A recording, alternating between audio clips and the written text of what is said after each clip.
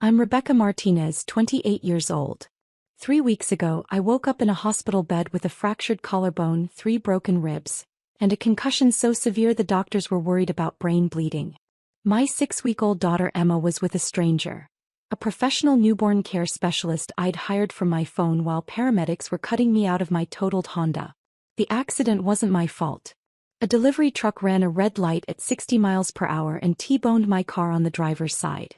The impact sent my vehicle spinning across 4 lanes of traffic. I remember the screech of metal, the explosion of the airbag, and then nothing. Just darkness and the distant sound of sirens. When I regained consciousness in the ambulance, my first words were about Emma. "Hi baby," I whispered through the oxygen mask. 6 weeks old. At home with neighbor. Need someone. The paramedic, a woman in her 40s with kind eyes, squeezed my hand.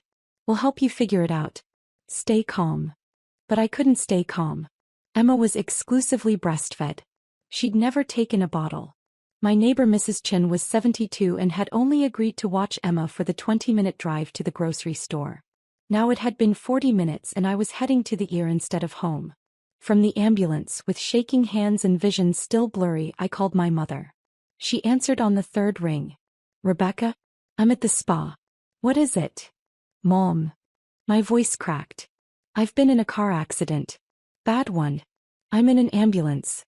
Emma's at home with Mrs. Chin. Can you please go get her? I don't know when I'll." "An accident?" She sighed deeply, the way she always did when I inconvenienced her. "Rebecca, are you sure it's that serious? You know how you tend to be dramatic about these things." I could hear water running in the background. Spa music. The clink of champagne glasses. "Mom, my car is totaled. I have a head injury. They're taking me to County General. Please, I just need you to get Emma Ann." "County General? That's an hour away from me. I'm getting a seaweed wrap right now. Can't your husband handle this? Marcus is in Dallas for work. He won't land for another 5 hours. Mom, please. She's 6 weeks old. She needs." "Hold on." I heard muffled conversation. Then my sister's voice in the background laughing about something. Mom came back on the line. "Rebecca, your sister and I are leaving tomorrow morning for our Caribbean cruise. We have the pre-cruise spa package today. It's already paid for." My head was pounding. Each word felt like it took all my energy. "Mom, this is an emergency. Your granddaughter needs." "Your sister never has these emergencies, Rebecca." Her voice was sharp now. "Vanessa has 2 children and she's never once called me in a panic about a car accident or a crisis. You need to be more organized. More responsible."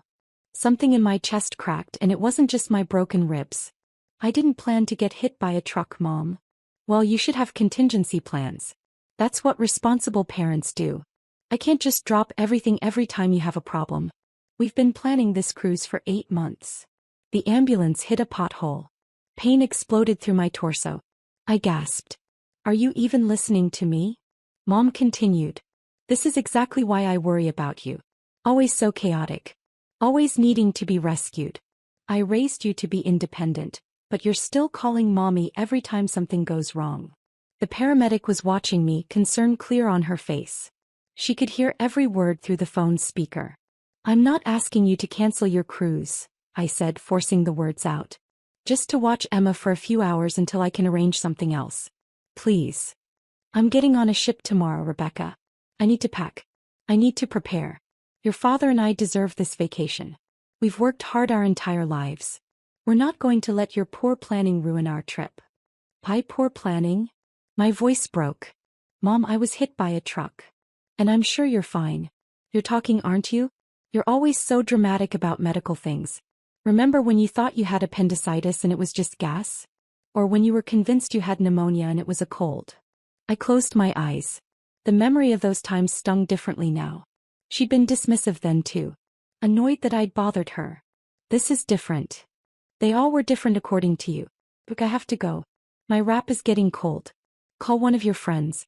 Or hire a babysitter. You make good money, don't you?" Problem solved. The line went dead. I stared at my cracked phone screen, my mother's contact photo smiling back at me. It was from last Christmas. She was holding Emma, her first grandchild, looking proud for the camera. I'd thought things would be different once Emma was born. that maybe becoming a grandmother would soften her. I was wrong. The paramedic touched my arm gently. Do you have someone else you can call? I scrolled through my contacts with trembling fingers. My best friend Alicia was in Seattle for a conference. Marcus's parents were in Arizona. My neighbor Mrs. Chin couldn't handle a newborn for more than an hour. Then I found it. A business card I'd saved in my phone 6 months ago when I was pregnant and researching childcare options. Elite Newborn Care, 24/7 Emergency Services. With the paramedics' help, I called them. A calm voice answered immediately. Elite Newborn Care, this is Monica. I need help. The words tumbled out. I'm in an ambulance. Car accident. My 6-week-old daughter is at home with an elderly neighbor who can't care for her long term. I need someone now. Someone who can handle an exclusively breastfed baby. Someone who can stay as long as necessary. We can have someone to you within 45 minutes. Where's the baby now? I gave her Mrs. Chen's address. Monica asked calm, professional questions. Did Emma have any medical conditions? Were there supplies at the house? What was my hospital destination? Our specialist Claudia will be there in 40 minutes, Monica said. She's a registered nurse with 15 years of newborn care experience. She'll coordinate with the hospital for pumped milk if you're able, or will provide formula if needed. Don't worry about anything. We've got your daughter. How much will this cost? Our emergency rate is $75 per hour with a 4-hour minimum. But right now you need to focus on getting medical help. We'll handle the rest. I almost cried. Someone was actually helping me. No judgment. No guilt. Just help. Thank you, I whispered. You're welcome, Mama. We'll take care of her like she's our own. If you're enjoying this story and want to hear what happened next, could you take just a second to hit that like button? It really helps me continue creating these stories. The year was chaos. Doctors, nurses, machines beeping, bright lights that made my head throb worse. They did a CT scan of my brain, X-rays of my chest and shoulder. The pain medication made everything fuzzy, but one thought stayed crystal clear. My mother had refused to help her own granddaughter. While they were stitching a gash on my forehead, my phone rang. Marcus. Babe. Oh my God, I just landed and saw your messages. Are you okay? Is Emma okay? I told him everything. The accident. Mom's refusal. The care service I'd hired. Your mom said no? His voice rose. She said no to watching her own grandchild during a medical emergency? She has a cruise tomorrow. I don't give a damn if she has a meeting with the Pope. You were in a car accident. He took a breath. I'm getting a flight back right now. I'll be there in 3 hours. What about your presentation? Screw the presentation. My wife is in the hospital. That's when I started crying. Not because of the pain or the fear, but because Marcus's immediate response showed me what real family was supposed to look like. And it made my mother's rejection hurt even more. After they admitted me for overnight observation, I did something I'd been thinking about since the ambulance ride. Something I'd been too afraid to do for 9 years. I opened my banking app and navigated to automatic payments. There it was. The transfer I set up when I was 19 years old. When I'd gotten my first real job after college and my parents had mentioned they were struggling with their mortgage after Dad's hours got cut. $4,500. Every single month. For 108 months. I'd never told them it was me. The payments went to a separate account I'd set up, then automatically transferred to their mortgage company. They thought Dad's pension had increased. Or that Mom's part-time bookkeeping brought in more than it did. They never asked questions. They just enjoyed their financial stability. That $4,500 paid their entire mortgage with enough left over for their car payment. It's how they could afford spa days and Caribbean cruises and shopping trips with my sister. It's how Dad could retire at 62 instead of working until 65. $4,500 times 108 months. $486,000. I'd paid nearly $500,000 to keep my parents comfortable.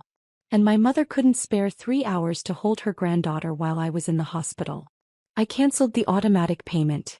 Then I did something else. I opened a new savings account. I named it Emma's Future. I set up the same automatic transfer, $4,500 per month, but this time to an account for my daughter. The daughter my mother couldn't be bothered to help. My finger hovered over the confirm button for only a second. Then I pressed it. A nurse came in to check my vitals.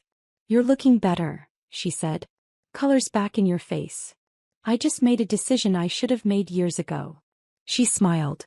"Those are usually the best kind." Around 8 p.m. there was a knock on my hospital room door. I expected Marcus, but instead a tall man in his 70s walked in. Gray hair, sharp blue eyes, wearing a cardigan despite the California heat. Grandpa. My mother's father. The man who'd taught me to fish, who'd paid for my college textbooks when money was tight, who'd slipped me $200 every birthday, for something special, even after I was an adult. Grandpa. I tried to sit up, wincing. "How did you?" "Mrs. Chin called me." He pulled a chair close to my bed. "Said you'd been in an accident and that my daughter refused to help with the baby. Said she overheard your phone conversation when you stopped by to get Emma earlier." I'd picked up Emma from Mrs. Chen's house before the paramedics took me to the hospital. The care specialist Claudia had met me there. Apparently Mrs. Chen had been horrified by what she'd heard. "Grandpa, I'm okay. Emma's with a professional caregiver. Everything's..." "Stop." His voice was gentle but firm. "Don't do that. Don't minimize what happened."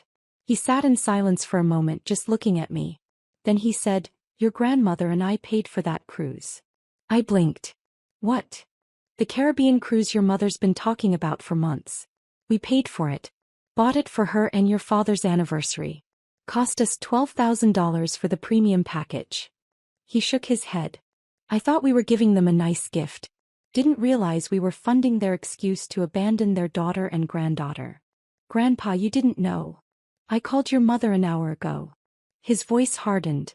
"Told her I knew what she did. You know what she said?" I waited. "She said you were being dramatic. That you were fine. That you'd always been too dependent and needed to learn to handle things yourself." He leaned forward. Then she said, "Emma isn't even my responsibility. Rebecca chose to have a baby. She needs to deal with the consequences." The words hit me like a second collision. "Consequences," I repeated. "She called my daughter a consequence." That's when I told her the cruise was cancelled. My eyes widened. "What?" "I called the cruise line. Cancelled the booking. As the purchaser, I have that right.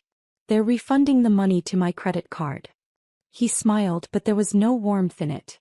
"Your mother and father will not be going on any cruise tomorrow." "Grandpa, you didn't have to." "Yes, I did." He reached over and took my hand carefully, avoiding the fore. "Rebecca, I need to tell you something. Your grandmother, before she passed, she made me promise to watch out for you. Said she worried about how your mother treated you differently than Vanessa." I felt tears building. I thought maybe she was seeing things that weren't there. Grandmothers can be protective. But over the years I've watched. I've seen the patterns. The way your sister gets praised for the same things you get criticized for. The way your accomplishments get dismissed while hers get celebrated.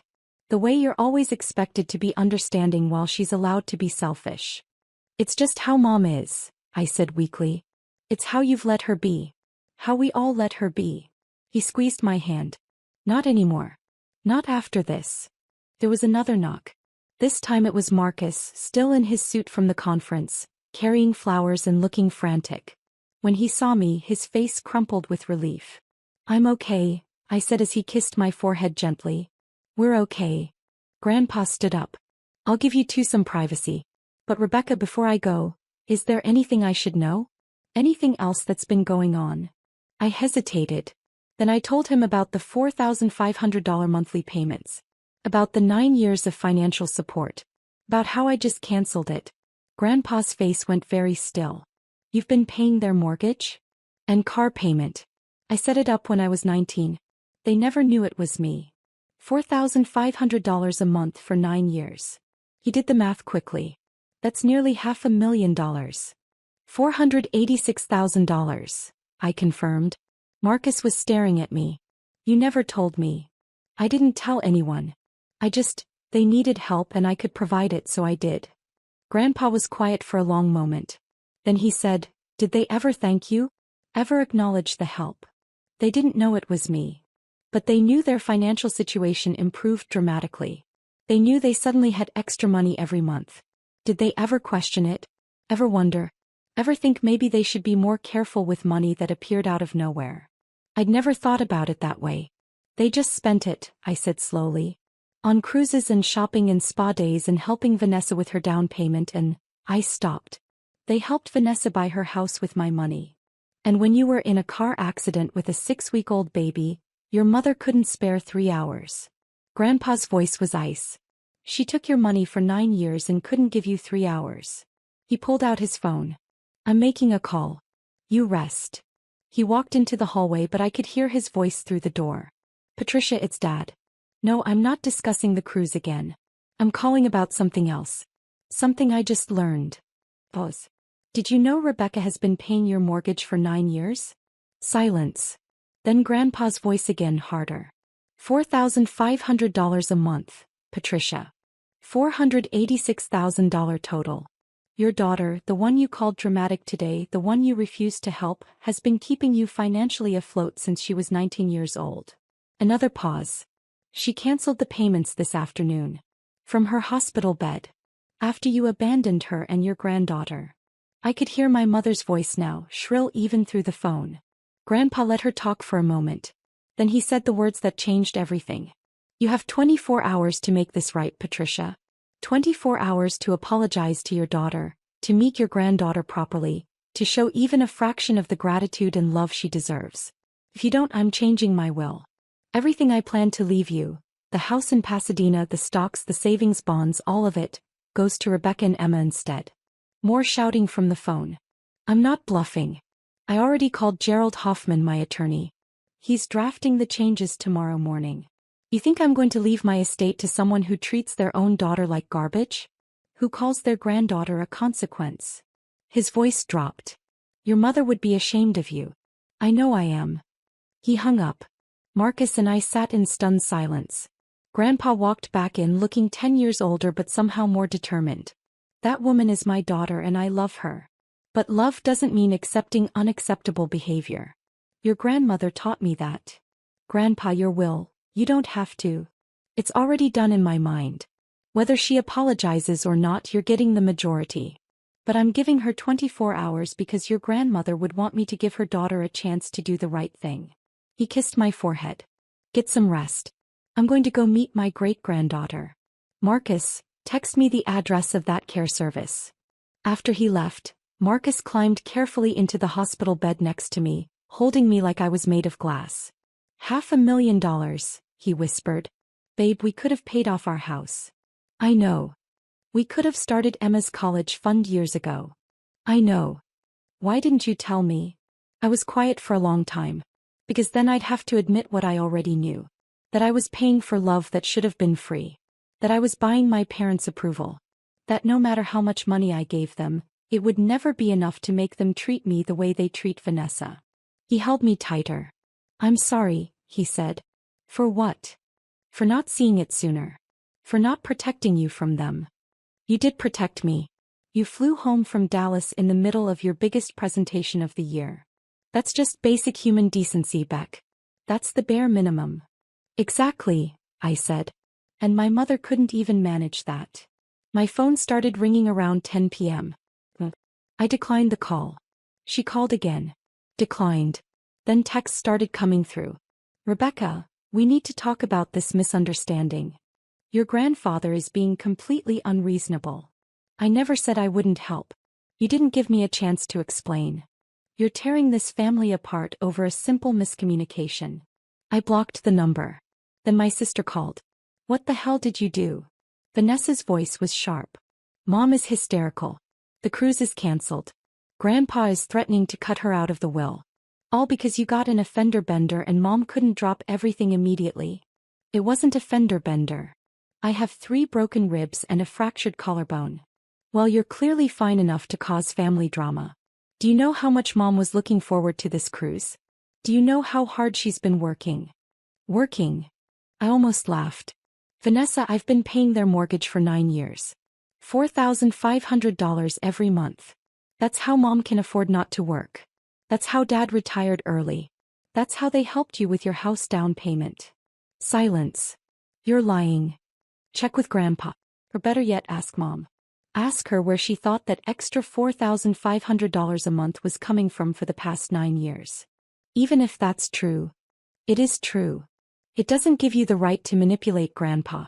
He's elderly. He's not thinking clearly. He's thinking more clearly than anyone. He sees exactly what Mom is. What you are. What I am. Her voice rose. I'm not the one blackmailing my own mother with Grandpa's inheritance. No, you're just the one who gets everything handed to you while I pay for it. The golden child who can do no wrong while I'm always the problem. I took a breath. I'm done, Vanessa. I'm done funding your lifestyle. I'm done being the family A-team. I'm done accepting scraps of attention while you get celebrated for existing. You're being insane. Mom loves you. Mom tolerates me as long as I'm useful. Today I learned exactly how much my usefulness is worth. 3 hours. She couldn't give me 3 hours for her granddaughter. She had plans. I had a head injury. Vanessa was quiet for a moment. Then, you know what? Fine. Keep Grandpa's money. Keep your victim mentality. But don't expect me to feel sorry for you when you end up alone because you pushed everyone away. She hung up. Marcus had been listening to the whole conversation. You okay? Actually, yeah. And I meant it. For the first time in a long time I feel like I can breathe. The next morning I was discharged with strict instructions to rest for 2 weeks. Marcus brought Emma to the hospital and I held my daughter for the first time since the accident. She was perfect. Healthy. Content. Claudia, the care specialist, had done an amazing job. She kept detailed notes about feeding times, diaper changes, sleep patterns. She'd even pumped and stored the breast milk the hospital had helped me express. You have a beautiful daughter, Claudia said as she gathered her things. And you're a strong mama. Not many women could make the calls you made from an ambulance. I had help. Thank you for being there when my own mother wouldn't. She smiled sadly. Family is who shows up. Remember that. We went home to flowers. Dozens of bouquets from friends, from Marcus's co-workers, from neighbors. Cards wishing me a speedy recovery. Nothing from my parents. Nothing from my sister. But there was something from Grandpa. A large box with a note. For Emma's future. Because she deserves grandparents who choose her first. Love, Grandpa Joe.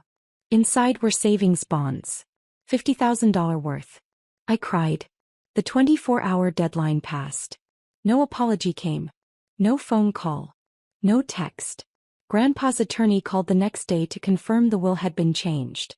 Rebecca Martinez and Emma Martinez were now the primary beneficiaries. My mother would receive $10,000, enough for a nice vacation but not enough to maintain the lifestyle my money funded. 2 weeks after the accident, my mother's mortgage payment bounced. Then their car payment. I know because she called from a number I didn't have blocked.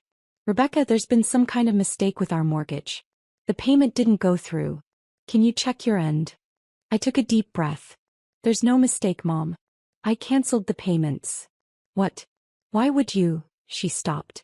Wait, that was you? All these years, that was you sending the money. Every month since I was 19. But we thought, your father's pension was barely enough to cover your utilities.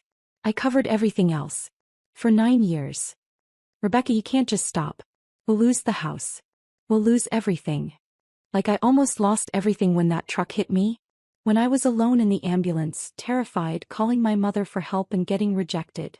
I apologized for that. I called Grandpa and... You called Grandpa to save your inheritance. You never apologized to me. Silence. Mom, you had 9 years of financial support from me. 9 years I gave freely, expecting nothing in return except maybe to be treated like I mattered. Like I was worth 3 hours of your time during a medical emergency. You couldn't even give me that. Rebecca, please. We're your parents. You can't just abandon us. The irony was so thick I almost choked on it. You abandoned me first. You abandoned your granddaughter. You made your choice when you chose a cruise over your daughter's emergency. Now I'm making mine. What about family loyalty? What about it? Where was your loyalty when I was being cut out of a car?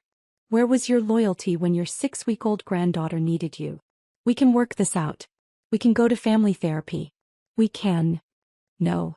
The word felt powerful. Final. I'm done working things out. I'm done being the only one who tries. I'm done paying for love that should be free. I hung up. The calls came in waves after that. Mom, Dad, Vanessa, even some cousins I barely knew. All of them with the same message. I was tearing the family apart. I was being vindictive. I was overreacting. Not one of them asked if I was okay. Not one asked about Emma. Not one acknowledged that my mother's refusal to help during a medical emergency was the actual problem. I blocked them all. Grandpa visited every week. He'd hold Emma and tell her stories about her great-grandmother. He'd ask about my recovery. He'd bring groceries and help around the house.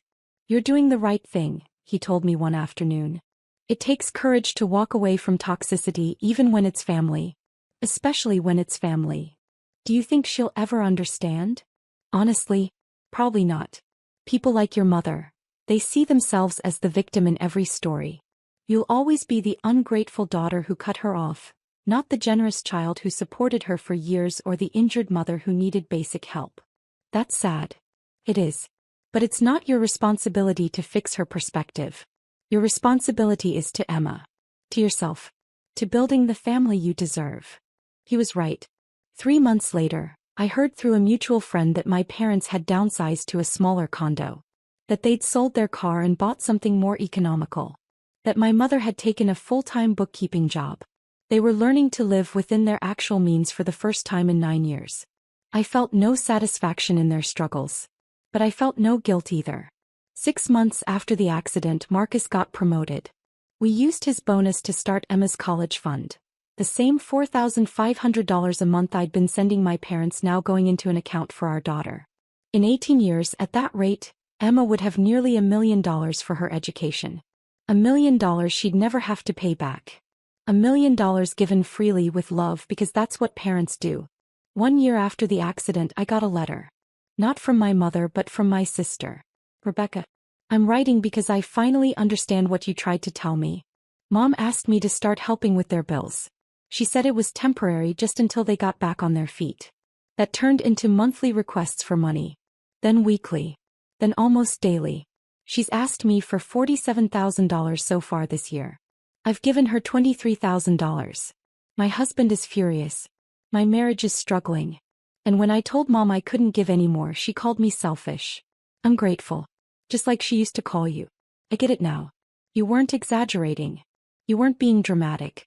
You were being used, and the moment you couldn't be useful anymore, you were disposable. I'm sorry I didn't believe you. I'm sorry I chose her over you. I understand if you never want to talk to me again. But I wanted you to know, you were right about everything. Your sister Vanessa." I read the letter 3 times. Part of me wanted to feel vindicated. To say, "I told you so." To welcome her into the club of daughters who'd finally seen through our mother's manipulation. But mostly I just felt tired. I wrote back. Not a long letter. Just a short note. "Vanessa, thank you for your honesty. I hope you find the courage to set boundaries like I did. You deserve better than being an ATM. I'm not ready to rebuild a relationship yet. Maybe someday. But I appreciate you acknowledging the truth. Take care of yourself, Rebecca." I didn't hear from her again. And that was okay. Emma is 2 years old now. She's funny and fierce and doesn't know anything about the grandmother who called her a consequence.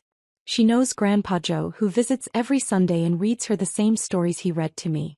She knows Marcus's parents, who flew from Arizona to help when she had croup and never once complained. She knows family is the people who show up. Last week, we were at the park when another mother asked if Emma's grandparents ever visit. "Oh yes," I said, watching Emma giggle as Grandpa pushed her on the swing. "Her grandfather comes every week." "What about your parents?" I smiled. "That is my parent. The one who matters." The woman looked confused but didn't press. "Here's what I've learned in the 2 years since that car accident. Some people will only value you for what you provide. The moment you stop providing it, they'll show you exactly who they are. Believe them. Don't waste years trying to earn love that should have been freely given." I think about that $486,000 sometimes. $500,000 I'll never get back. Money that could have changed my life in a dozen different ways. But I also think about what I gained by cutting them off. Peace. Self-respect. A clear understanding of my worth. A family built on genuine love rather than obligation and guilt. That's worth more than any dollar amount. My mother sends a card every year on Emma's birthday. I don't open them. They go straight into a box in the garage. Maybe one day Emma will want to know about that side of her family. Maybe she'll want to read them. But right now she's got everything she needs. Parents who choose her every single day, a great-grandfather who adores her, and a future funded by love instead of guilt. If there's someone out there listening to this who's been the family ATM, who's been paying for love that should be free, who's been diminished and dismissed and told they're dramatic when they express legitimate needs, I want you to know something. You are not obligated to fund your own mistreatment. You are not required to finance people who refuse to show up for you. You are allowed to keep your money, your time, and your energy for people who actually value you. And if walking away means losing people who only loved what you could give them, you weren't losing family. You were losing users. There's a difference. My name is Rebecca Martinez. I'm 30 years old. I'm a mother, a wife, and a granddaughter. I used to be a daughter and a sister too, but I'm learning that DNA doesn't make you family. Loyalty does. Respect does. Showing up does. 2 years ago, my mother refused to watch my newborn during my car accident because she had cruise tickets. Now she works full-time to afford a life she used to take for granted. My grandfather changed his will to protect the granddaughter who needed protecting. Me. I'm thriving. We're thriving. Because sometimes the best revenge isn't revenge at all. It's building a beautiful life with people who actually deserve to be in it. If you found strength in this story, drop a comment below and let me know where you're listening from. And if you've set similar boundaries with toxic family members, you're not alone. We're all out here building better families one choice at a time.